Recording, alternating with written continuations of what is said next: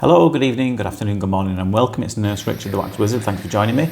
Interesting episode. This I'm going to show you something I haven't shown you, at least not for a very long time anyway, and that's how we use irrigation.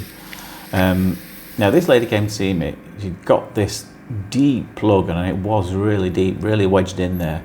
I think mostly because she'd been using in-ear earplugs, and it's really wedged it in further down than it should have been, really. Now, after I got that first bit, I thought, oh, that's it, job done. But how wrong was I? She'd put a load of oil in, and we've got this soggy, mushy skin right in front of the eardrum here, which is particularly difficult. So I've got down to the fine end tube there, and as you can see, I'm just trying to wrestle that one out of there. And I thought, when that bit comes, which it does very shortly, oh, that'll be it, job done. But no, how wrong was I? What actually happened was, again, it left this soggy stuff that was really deep in the recess, which is the bend you can see.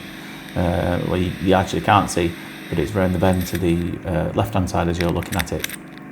And I thought it wouldn't prove too difficult to get out. But as you'll see, when I come to that point, I dabbed it a couple of times with the fine end suction tube. And it just made a little, the whole thing didn't jump up into the tube. And sometimes you have to weigh up the pros and cons. There you go, this is the bit that I thought that's it now, but you'll see what it left behind after this comes out. You have to weigh up the risk versus the benefit of any procedure, really. And you can see here, can't you, what it's left right on the eardrum, tucked into that corner. And as I've tried to get this there, it probably could have got it, but it would involve staying in the ear for quite a long time and dabbing each little bit, because it's more liquidy, this stuff. So the only bit that comes out is the bit that I touch. So it would involve dabbing the eardrum quite a few times. Now, when there's another way of doing something that's, in my opinion, slightly less risky, then why wouldn't you do that? And quite a lot of, there is a time and a place for irrigation, in my opinion. Where it can be safer. Just give it a quick rinse and it'll be out in seconds. It literally took about 5 seconds of irrigation to get it out. Now, this is the machine that I used. This is a Guardian Project. Now, that's a foot pedal there. Now, when I press that pedal, so that cup there, it's called a Newt's cup, a Newt's tank.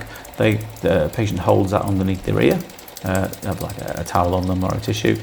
And then I press that foot pedal, and you see the angle of that. It's angled slightly upwards. It's obviously pointing down in there.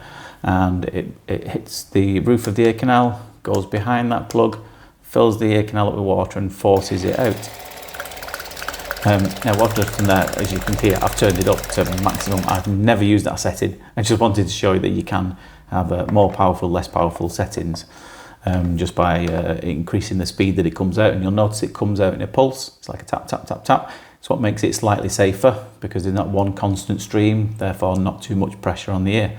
And you can see it's all gone in there. I left the tube in there just to stop it misting up, so you can get a clearer image of it.